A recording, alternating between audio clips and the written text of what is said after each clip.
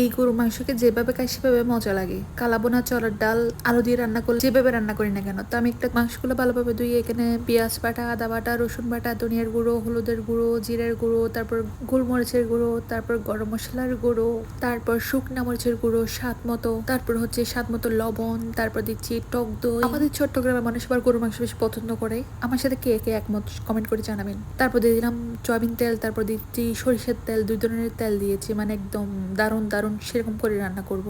তারপর সুন্দর করে হাত দিয়ে মাখাইতে হবে, একদম ফ্রেশ হাত দিয়ে সুন্দর করে মাংসগুলা সুন্দর করে মাখিয়ে।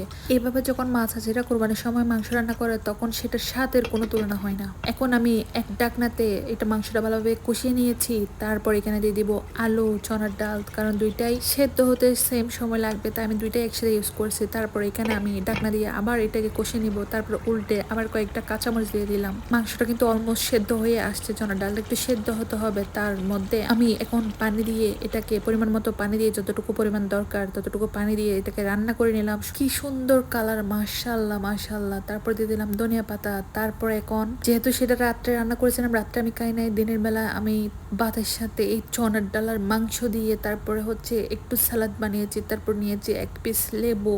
এখন মানে স্বাদ স্বাদ কাকে বলে এটা বলার মতো না। এটা রুটি, পরোটা, সাদা ভাত, পোলাও সবকিছুর সাথে সেরকম লাগে।